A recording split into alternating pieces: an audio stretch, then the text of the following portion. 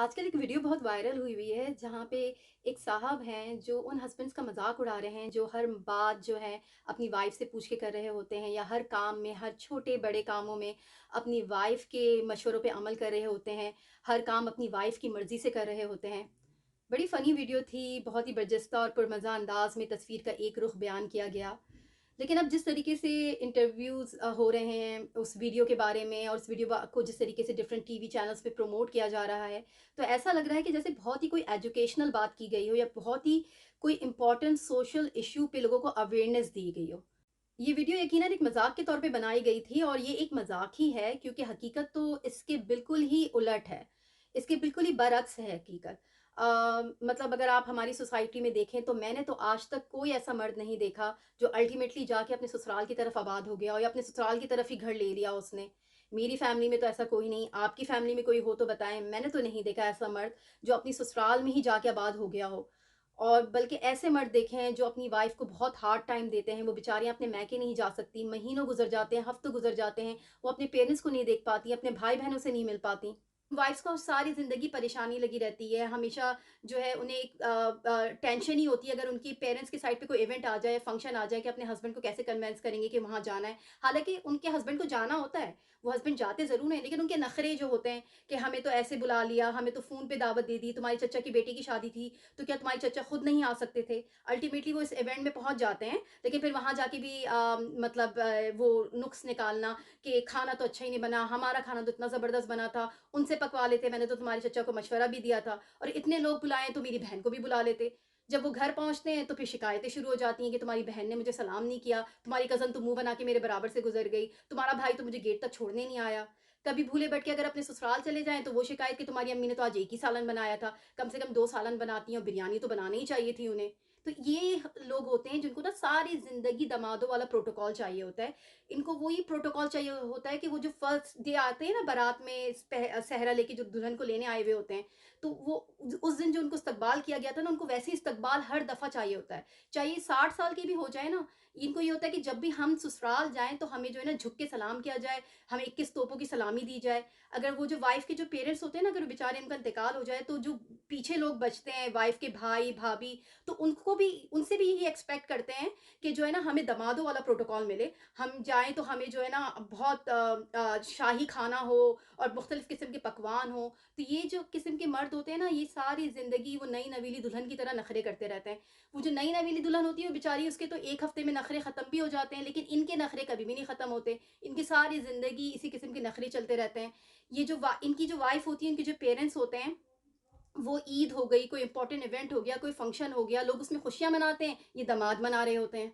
और ऐसी कौन-सी खातून है जो ईद के मौके पे सिर्फ़ तैयार होके बैठ जाती हैं? हमने तो नहीं देखी आज तक ऐसी कोई खातून। बल्कि हमारे यहाँ की जो औरतें हैं वो तो ईद के दिन इतनी अच्छी प्रिपरेशन करती हैं, वो 2-3 दिन पहले से बिज़ी होती हैं। चाँद रात में भी बेचारियाँ खानों की तैयारियाँ कर रही होती हैं, इतने पकवान बनाती हैं। ये शौहर होते हैं जो सुबह उठते हैं, नहाते हैं, अपने ईद के कपड़े पहने और चले गए मस्जिद नमाज़ पढ़ने। जब घर आए तो ऑर्डर दे दिया, भई बिरयानी भी होनी चाहिए, निहारी भी होनी चाहिए, पाई भी होने चाहिए, कबाब तो तुम बनाओगी, कबाब तो मस्ट है और शीर खुरमा तो तुम बना ही रही होगी, तो हलवा भी बना देना साथ में और ये कह के सो जाते हैं। जब शाम में उठते हैं तो सारी चीज़ें रेडी मिलती हैं, सब चीज़ें तैयार मिलती हैं। हर ख़ातून जो है पाकिस्तान में या हमारी सोसाइटी में हर ख़ातून जो है ईद पे इतनी अच्छी तैयारी करती हैं।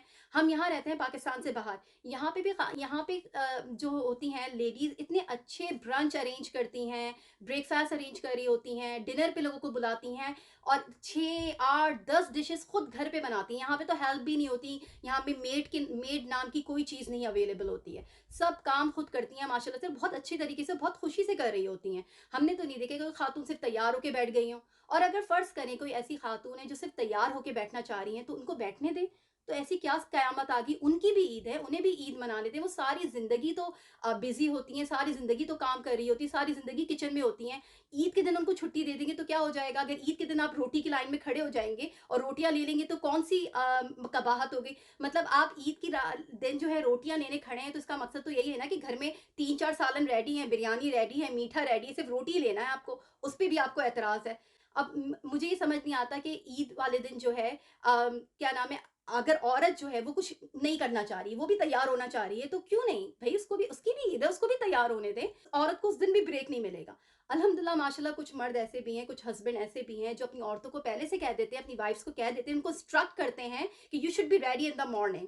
तो मैं बिल्कुल भी काम में नहीं दिखूँ, तो मैं मुझे ना अच्छे लिबास में ईद के ड्रेस में चाहिए सुबह। अल्हम्दुलिल्लाह ऐसे भी मर्द हमारे माशरे में अभी भी मौजूद हैं। हाँ, अगर आपकी वाइफ़ जो है आपको ये मशवरा दे रही है या आपको ये इंस्ट्रक्शन दे रही है कि भई आप जब कुर्बानी का जानवर ज़िबा कर रहे हैं तो आप इस साइड पे मत करें, यहाँ पे ज़िबा करें, क्योंकि उसे पता होता है, क्योंकि उसको सारी क्लीनिंग उसे करनी होती है। सारा काम उसको, जो आफ्टर क्लीनिंग जो सारी चीज़ें होती हैं, वो उसकी ज़िम्मेदारी होती है। उसे पता होता है कि प्रोसेस कहाँ पे बेहतर रहेगा। अगर आप उस वक़्त उससे मशवरा कर लेंगे तो क्या हो जाएगा? अगर आप कहीं घर लेने जा रहे हैं और आप अपनी वाइफ़ से मशवरा कर रहे हैं वो घर लेते वक़्त, वो तो मशवरा बनता है ना, मतलब वो आपकी बेटर हाल्फ है। आप उससे नहीं पूछेंगे कि मैं ये घर ले रहा हूँ, क्या ये तुम्हें पसंद आया? क्या ये घर बेहतर है? क्या ये जगह बेहतर है? तो क्यों नहीं आप अपनी वाइफ़ से मशवरा कर सकते हैं? ऐसी बहुत सारी ख़वातीन हैं बेचारियाँ जो पाकिस्तान से बाहर रह रही होती हैं और अपने इन-लॉज़ के साथ रह रही होती हैं। When they get a chance to visit Pakistan to see their parents, तो उनको फ़ोर्स किया जाता है कि they should have to stay at in-laws home, यानी कि वो वहाँ पे भी ससुराल में रहें। वो वहाँ पे भी जाके उनको इजाज़त नहीं होती कि वो अपने पेरेंट्स के घर में रहें। उनको कह दिया जाता है कि तुम वहाँ जा तो रही हो, लेकिन तुम ससुराल में रहना और तुम बस अपने पेरेंट्स के घर आना-जाना करना।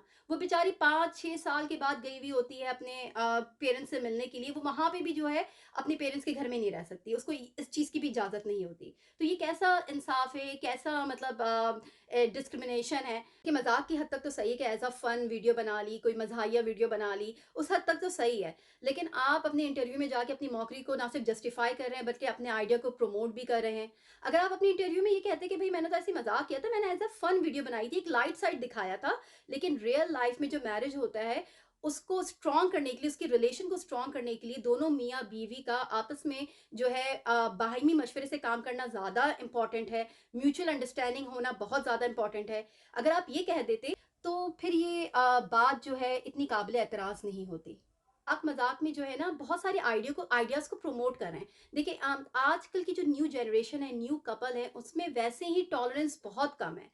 वैसे ही आजकल की सोसाइटी में जो है डिवोर्स रेट बहुत ज़्यादा है। उस पे आप इस तरह के आइडियाज़ को प्रमोट करेंगे कि आप एक बंदे को ये बता रहे हैं कि अगर वो शादी कर ले और शादी के बाद कोई भी इम्पोर्टेंट डिसीज़न हो लाइफ़ का, घर लेने का, कुर्बानी का जानवर बाय करने का या इससे भी ज़्यादा कोई अहम डिसीज़न हो, तो आप अपनी बीवी से मशवरा नहीं कर सकते। और अगर आप उससे मशवरा कर रहे हैं, तो वो अगर कोई राय दे रही है, तो उस पे अमल तो हरगिज़ मत करें। अगर आप करेंगे, तो फिर आपका इस तरीके से मज़ाक उड़ाया जाएगा, इस तरीके से आपका फ़न बनाया जाएगा।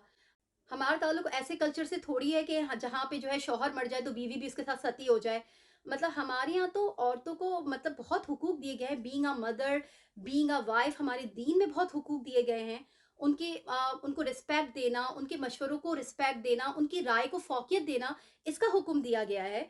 आप एक औरत से शादी करके लाए हैं और आप उसको अपनी ज़िंदगी के अहम कामों में उसकी राय को अहमियत ही नहीं देना चाहते।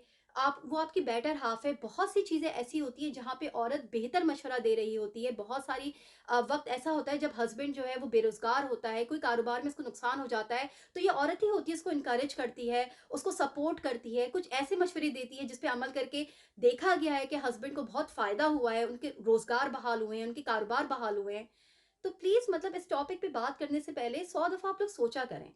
Marriage is such a sensitive bond. It requires mutual understanding, mutual respect, mutual decision making. किसी एक को मतलब ज्यादती किसी भी चीज में नहीं होनी चाहिए, मतलब किसी एक की ही बात पे अमल करना, चाहे वो शौहर हो या किसी एक की ही बात पे अमल करना चाहे वो बीवी हो, सही नहीं है। दोनों की म्यूचुअल अंडरस्टैंडिंग से ही घर चलते हैं, दोनों की म्यूचुअल रिस्पेक्ट से ही जो है ये रिश्ता आगे बढ़ता है।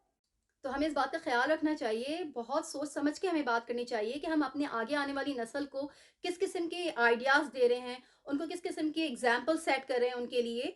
प्लीज़ इस बारे में सोचें, ये बहुत ही सेंसिटिव टॉपिक है, बहुत ही सेंसिटिव रिलेशन होता है मैरिज का, इट्स नॉट अ जोक।